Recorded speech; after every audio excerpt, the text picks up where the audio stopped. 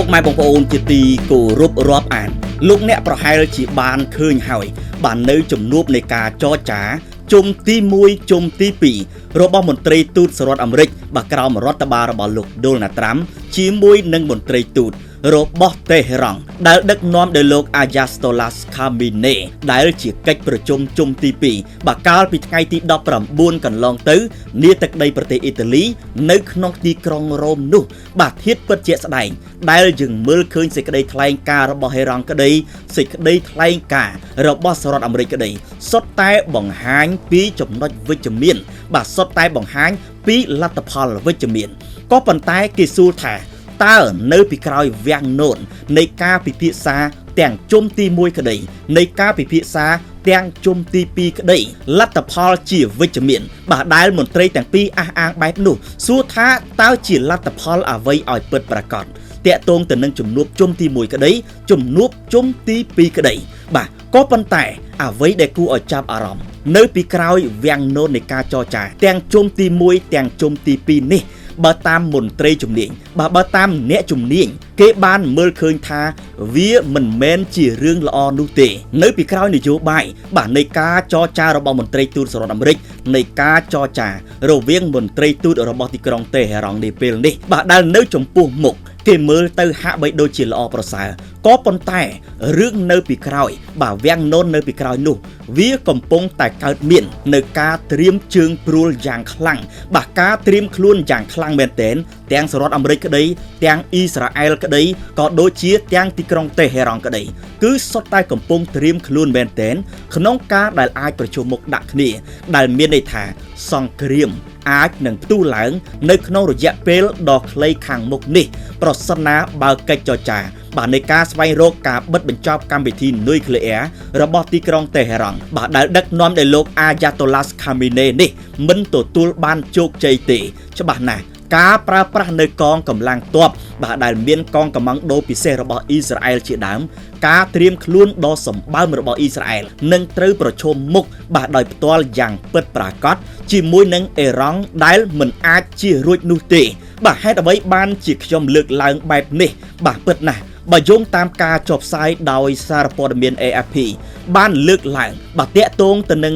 នៅពីក្រោយអ្វីដែលនៅពីក្រោយវាំងនននៃការចរចាទាំងជុំទី1ជុំទី2នេះបាទគេមើលឃើញថាវាមិនមែនជារឿងល្អប្រសើរនោះទេដោយសារតែជំហរនៃមេដឹកនាំរបស់អេរ៉ង់លោកខាមីណេនេះគឺមិនបោះបង់ចោលទេនៅកម្មវិធីនៃការផលិតអាវុធនុយក្លេអ៊ែររបស់ខ្លួនបាទដែលចង់សម្រេចបាននៅអាវុធប្រឡាយលោកនុយក្លេអ៊ែរនេះតែម្ដងមានន័យថាចេតនារបស់លោកខាមីណេនេះគឺមិនបោះបង់ដាច់ខាតនៅការផលិតអាវុធនុយក្លេអ៊ែរឲ្យដូចទៅនឹងបណ្ដាប្រទេសនានាដែលមានអាវុធនុយក្លេអ៊ែរបាទដោយលោកអាយ៉ាតូឡាសខាមីណេគឺតែងតែលើកឡើងក្តែងហើយថាបណ្ដាប្រទេសនានានៅលើពិភពលោកអាចផលិតអាវុធនុយក្លេអ៊ែរបានហេតុអ្វីបាទបានជាទីក្រុងតេហេរ៉ង់បានជាអេរ៉ង់មិនអាចសម្រេចបាននៅកម្មវិធីនុយក្លេអ៊ែររបស់ខ្លួនឬក៏ផលិតនៅអាវុធនុយក្លេអ៊ែររបស់ខ្លួនក្នុងនាមជាអាវុធនុយក្លេអ៊ែរស៊ីវិលក្នុងនាមជាអាវុធនុយក្លេអ៊ែរសន្តិភាពនោះបាទនេះគឺជាការថ្លែងច្បាស់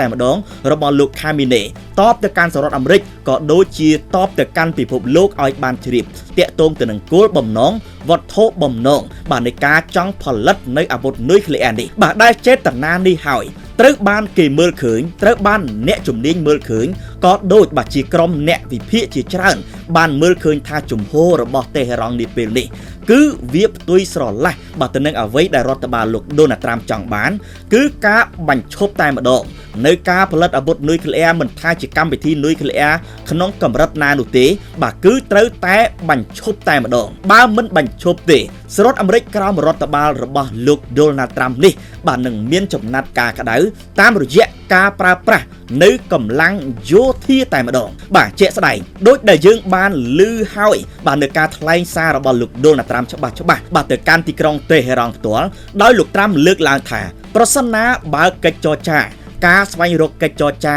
នៅជុំទី1ក្តី ជុំទី2ក្តីជុំទី3ក្តីបន្តដល់ជុំទី4ឬជុំទី5មិនទទួលបានលទ្ធផលគួរប្រសើរបាទមិនចេញលទ្ធផលដែលមានន័យថាមិនអាចមានកិច្ចព្រមព្រៀងនៃការរំសាយកម្មវិធីនុយក្លេអ៊ែររបស់អ៊ីរ៉ង់នោះទេបាទច្បាស់ណាស់សហរដ្ឋអាមេរិកនឹងសិក្សាប្រើប្រាស់នៅកម្លាំងយោធាតាមរយៈការប្រើប្រាស់នៅសាពីវុធទំនើបបាទនៅយុទ្ធឧបករណ៍ទំនើបតាមរយៈយន្តហោះ B1 B2 ឬក៏យន្តហោះទម្លាក់គ្រាប់បែកទំនើបរបស់សហរដ្ឋអាមេរិកបាទរាប់តោនលើទីតាំងសំខាន់របស់អ៊ីរ៉ង់បាទដែលមានរោងចក្រផលិតចម្រាញ់នៅសារធាតុអ៊ុយរ៉ាញ៉ូមរោងចក្រនៃកម្មវិធីនុយក្លេអ៊ែររបស់អ៊ីរ៉ង់តែម្ដងការប្រមាននេះផងដែរបាទវាមិនមែនជារឿងលេងសើចនោះទេដោយដែលយើងឃើញជាក់ស្ដែងហើយថាអ៊ីស្រាអែលក្រោមការដឹកនាំរបស់លោក Benjamin Netanyahu កាលពីពេលថ្មីកន្លងទៅនេះបាទក្រោមការបញ្ជាផ្ទាល់របស់សហរដ្ឋអាមេរិកនៃរដ្ឋបាលរបស់លោកត្រាំតែម្ដងដែលមានន័យថាអ៊ីស្រាអែលបាទលោក Benjamin Netanyahu កំពុងតែត្រៀមខ្លួនហើយលោក Benjamin Netanyahu នៅតែរងចាំពាក្យថាយល់ព្រមពីលោកត្រាំទេអ៊ីស្រាអែលនឹងបើកការវាយប្រហារទៅលើទីតាំងនុយក្លេអ៊ែរការចម្រាញ់សារធាតុអ៊ុយរ៉ាញ៉ូមរោងចក្រនៃកម្មវិធីនុយក្លេអ៊ែររបស់អ៊ីរ៉ង់តែម្ដងបាទគឺគ្រាន់តែរងចាំពាក្យថាអូខេឬក៏ពាក្យថាយល់ព្រមពីលោកដូណាល់ត្រាំតែប៉ុណ្ណោះបាទពីព្រោះថាបើផ្អែកតាមសារព័ត៌មាន New York Times បាទកាលពីពេលថ្មីនេះបានបញ្ជាក់ច្បាស់ហើយថានាពេលនេះបាទអ៊ីស្រាអែលបានត្រៀមខ្លួនហើយដោយកំពុងតែរៀបចំនៅប្រភេទឧទ្ធម្ភាគចក្រដែលជាយន្តហោះចម្បាំងខ្នាតទំនើបរបស់ខ្លួនរហូតទៅដល់500គ្រឿងឯណោះហើយមួយវិញទៀតសហរដ្ឋអាមេរិកខ្លួនឯងផ្ទាល់នឹងក៏បានត្រៀមនៅប្រភេទយន្តហោះចម្បាំងនៅលើនាវាផ្ទុកយន្តហោះរបស់ខ្លួនប្រមាណជា30គ្រឿងក្បែរសមុទ្របាទនៅក្នុងតំបន់មជ្ឈិមបូព៌ានៅទីតាំងនៃការប្រជុំមុខដាក់គ្នារវាងក្រុមហ៊ូទីយេម៉ែនជាដើមបាទដែលកំពុងតែប្រើប្រាស់នៅការបាញ់ប្រហារបាទទៅលើយន្តហោះចម្បាំងសហរដ្ឋអាមេរិកជារៀងរាល់ថ្ងៃដែលចំណុចទាំងអស់នេះហើយបាទដែលយើងមើលឃើញថា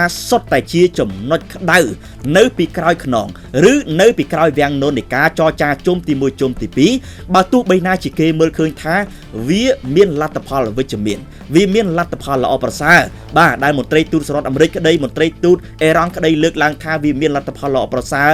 ដែលគេមើលឃើញថានឹងមានកិច្ចចរចានៅជុំទី3បន្ថែមទៀតនៅថ្ងៃទី26ខែមេសាខាងមុខដ៏ខ្លីនេះបាទចំណុចដែលគេមើលឃើញថាស្ថានភាពមិនស្រួលនោះបាទគឺនៅត្រង់ថាចេតនារបស់មេដឹកនាំអ៊ីរ៉ង់ដោយដែលយើងដឹងហើយថាលោកអាយ៉ាតូឡាស់ខាមីណេនេះគឺមិនបោះបង់ងាយទេនៅកម្មវិធីនៃការផលិតអាវុធនុយក្លេអ៊ែររបស់ខ្លួនវាផ្ទុយទៅនឹងចេតនារបស់លោកដូណាល់ត្រាំដែលចង់ឲ្យអ៊ីរ៉ង់បិទបញ្ចប់នៅកម្មវិធីនុយក្លេអ៊ែរមិនចង់ឲ្យអ៊ីរ៉ង់មានក្បាលគ្រាប់នុយក្លេអ៊ែរមានន័យថាកិច្ចព្រមព្រៀងដែលសហរដ្ឋអាមេរិកបាទបង្កើតឡើងជុំទី1ជុំទី2នៃការចរចានោះគឺចង់ឲ្យអ៊ីរ៉ង់បិទបញ្ចប់នៅកម្មវិធីនុយក្លេអ៊ែររបស់ខ្លួនមិនឲ្យអ៊ីរ៉ង់បង្កើតនៅអាវុធនុយក្លេអ៊ែរមិនឲ្យអ៊ីរ៉ង់បង្កើតនៅក្បាលគ្រាប់នុយក្លេអ៊ែរបាទបើទោះបីជាអ៊ីរ៉ង់លើកឡើងនៅលក្ខខណ្ឌបែបណាក៏ដោយក៏សហរដ្ឋអាមេរិកក្រោមរដ្ឋបាលរបស់ត្រាំនេះមិនអនុញ្ញាតឡើយបាទដែលចំណុចនៃការផ្ទុយគ្នាស្រឡះបែបនេះហើយទើបយើងមើលឃើញថាវាក៏មិនមែនជារឿងងាយស្រួលដែរដែលសហរដ្ឋអាមេរិកបាទដែលអ៊ីរ៉ង់អាចយល់ព្រមទៅលើលក្ខខណ្ឌនៃការរំសាយនៃការរំលាយកម្មវិធីនុយក្លេអ៊ែររបស់តេហេរ៉ង់នោះជាក់ស្ដែងនៅពីក្រោយវាំងនននៃការចរចាគេមើលឃើញថាលោកអាយ៉ាតូឡាស់ខាមីណេនេះបានត្រៀមខ្លួនរួចទៅហើយដោយបានលើកឡើងបាទដោយបានបញ្ជាឲ្យកងទ័ពបញ្ជាឲ្យមេបញ្ជាការត្រៀមខ្លួនទាំងកងទ័ពរាប់ពាន់រាប់ម៉ឺននាក់បាទទាំងសព្វាវុធទំនើបទាំងយុទ្ធឧបករណ៍ទំនើបមានយន្តហោះចម្បាំងបាទមានប្រព័ន្ធរ៉ាដាចាប់គ្រាប់ក៏ដូចជាឧទ្ធម្ភាគចក្រនាវាចម្បាំងនានាដើម្បីប្រឈមមុខដោយផ្ទាល់ជាមួយនឹងសហរដ្ឋអាមេរិកតែម្ដងបាទពីព្រោះលោកខាមីណេបានឃើញច្បាស់ហើយថាស្ថានភាពនេះមិនស្រួលទេវាចាំបាច់ណាស់បាទដែលអ៊ីរ៉ង់ត្រូវតែត្រៀមខ្លួនពីព្រោះថាបើយើងពិនិត្យមើលទៅលើមេដឹកនាំអ៊ីស្រាអែលលោក Benjamin Netanyahu នេះ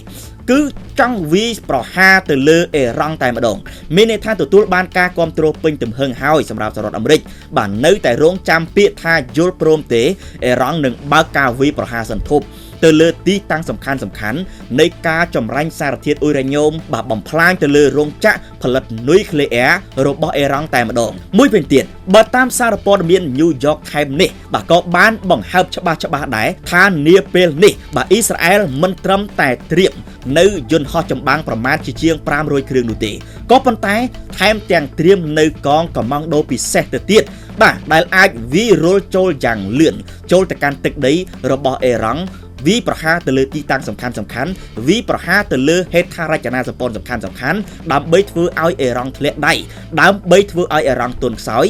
ងាយបំផ្លាញងាយទម្លាក់គ្រាប់បែកសង្គ្រប់បាទទៅលើអ៊ីរ៉ង់តែម្ដងមិនថាការបូករួមគ្នាជាមួយកម្លាំងរបស់សហរដ្ឋអាមេរិកបាទដែលបានបញ្ជូននៅនាវាចម្បាំងខ្នាតយក្សដែលមានប្រភេទយន្តហោះ B2 ឬក៏អាចបញ្ជូននៅយន្តហោះ B1 និងការបញ្ជូននៅយន្តហោះទំនើបបាទជាច្រើនទៀតទម្លាក់ទៅលើទីតាំងសំខាន់នៃទីក្រុងតេហេរ៉ង់នៅក្នុងរោងចក្រសំខាន់បាទនៃការបង្កើតសារធាតុអ៊ុយរ៉ាញ៉ូមដែលជារោងចក្រសំខាន់របស់តេហេរ៉ង់ជាដើមបាទពីព្រោះថាការចរចាជុំទី1នៅប្រទេសអូម៉ង់ការចរចាជុំទី2នៅប្រទេសអ៊ីតាលីនិងបន្តចរចាជុំទី3នៅប្រទេសអូម៉ង់បន្តទៀតវាមិនប្រកាសថាលទ្ធផលគួរប្រសើរនោះទេបាទគេមើលឃើញថាសហរដ្ឋអាមេរិកក្តីបានត្រៀមខ្លួនហើយដោយបញ្ជូននាវាបាទអ៊ីរ៉ង់ក្តីបានត្រៀមខ្លួនហើយដោយពង្រឹងនៅសមត្ថភាពកងទ័ពដោយពង្រឹងបើកនៅប្រព័ន្ធរ៉ាដាបញ្ជូននៅសារពីវុធចំណុចទាំងអស់នេះនៅពីក្រោយវាំងនោះនៃការចរចាគេមើលឃើញថាវាមិនមែនជាផ្លែផ្កាល្អប្រសើរប៉ុន្មាននោះឡើយបាទមួយវិញទៀតអ្វីដែលគេមើលឃើញជាក់ស្ដែងស្ថានភាពនៃការវាយប្រហាររបស់ក្រុមហ៊ូទីយេម៉ែននៅតែបន្តវាយប្រហារទៅលើយន្តហោះចម្បាំងសហរដ្ឋអាមេរិកដដែលជាក់ស្ដែងកាលពីថ្ងៃម្សិលមិញនេះឯងនៅថ្ងៃ19ហ៊ូទីយេម៉ែននៅតែបន្តវាយប្រហារដោយទម្លាក់យន្តហោះចម្បាំងបាទរបស់សហរដ្ឋអាមេរិកមួយគ្រឿងបានសម្រេចទៀតដែលគេមើលឃើញថារហូតមកទល់ពេលនេះបាទក្រុមហ៊ូទីយេម៉ែននេះនៅតែចិញ្ចឹមចិត្តនៅតែចិញ្ចឹមមហិច្ឆតាវាយប្រហារទៅលើនាវាចម្បាំងវាយប្រហារទៅលើនាវាដឹកទំនិញបាទវាយប្រហារទៅលើយន្តហោះចម្បាំងរបស់សហរដ្ឋអាមេរិកបាទស្ទើរតែជិត100គ្រឿងទៅហើយគិតមកទល់នឹងពេលនេះដែលចំណុចនៃការបន្តវាយប្រហារបែបនេះហើយបាទដែលគេមើលឃើញថាវាមិនងាយនោះទេក្នុងការដែលស្វែងរកកិច្ចចរចានៃការរំសាយកម្មវិធីនុយក្លេអ៊ែររបស់តេហេរ៉ង់បាទជាមួយនឹងសហរដ្ឋអាមេរិកនោះឡើយហើយប្រសិនណាបើជាកិច្ចចរចានោះបាទមិនអាចស្វែងរកបានមានន័យថាកិច្ចព្រមព្រៀងនៃការរំសាយកម្មវិធីនុយក្លេអ៊ែររបស់ទីក្រុងតេហេរ៉ង់ក្រោមការដឹកនាំកម្ពុជារបស់លោកអាយ៉ាតូឡាស្ខាមីនេនេះមិនបានសម្រេចហើយផ្ទុះសង្គ្រាមបាទយើងសួរថាវិនិស្សកម្មការប្រជុំមុខដាក់គ្នាកើតឡើងមនុស្សនឹងស្លាប់កម្រិតណាថាតើសង្គ្រាមរវាងអ៊ីរ៉ង់ជាមួយនឹងសហរដ្ឋអាមេរិកជាអ៊ីរ៉ង់ជាមួយនឹងអ៊ីស្រាអែលវានឹងក្លាយទៅជាសង្គ្រាមប្រឡ័យបែបណាបាទពីព្រោះថាអ៊ីស្រាអែលក្រោមការដឹកនាំរបស់នេតានយ៉ាហ៊ូនេះគឺរងចាំតែពេលវេលាទេនឹងបើកការវាយប្រហារតែម្ដងលោកនេតានយ៉ាហ៊ូនេះបដិញ្ញាហើយបដិញ្ញាទៀតថានឹងមិនអោយអ៊ីរ៉ង់បាទថានឹងមិនអោយលោកខាមីនេប្រើប្រាស់នៅកម្មវិធីនុយក្លេអ៊ែរបង្កើតនៅអាវុធនុយក្លេអ៊ែរបង្កើតនៅក្បាលគ្រាប់នុយក្លេអ៊ែរបានសម្រេចនោះទេបាទបើអ៊ីរ៉ង់ហ៊ានតែបង្កើតនៅក្បាលគ្រាប់នុយក្លេអ៊ែរអ៊ីស្រាអែលនឹងដើរតួនាទីចម្បងក្នុងការដាល់កំទេចបាទនៅទីក្រុងតេហេរ៉ង់តែម្ដងចំណុចនេះហើយបានជាអ្នកជំនាញមើលឃើញក៏ដូចជាក្រុមអ្នកវិភាគមើលឃើញថា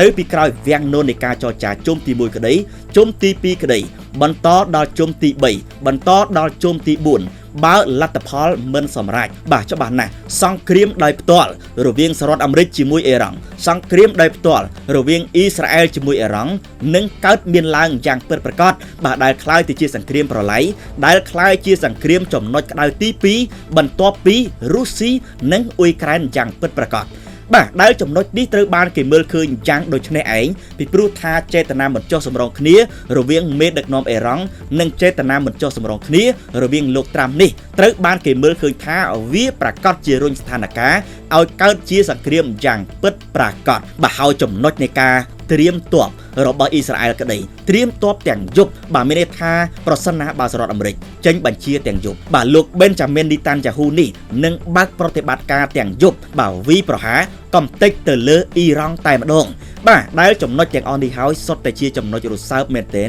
នៅពីក្រោយនៃការចរចាដែលកំពុងតែកើតមានឡើងមេដឹកនាំទាំងអស់អះអាងក្តែងថាកំពុងតែទទួលបានវឌ្ឍនភាពកំពុងតែទទួលបានការរីកចម្រើនលទ្ធផលផ្លែផ្កាក៏ប៉ុន្តែនៅពីក្រោយវាំងនននៃការចរចានោះវាគឺជាក្តីព្រួយបារម្ភយ៉ាងខ្លាំងមែនទែនសម្រាប់មេដឹកនាំអេរ៉ង់លោកអាយ៉ាតូឡាស់ខាមមីនេ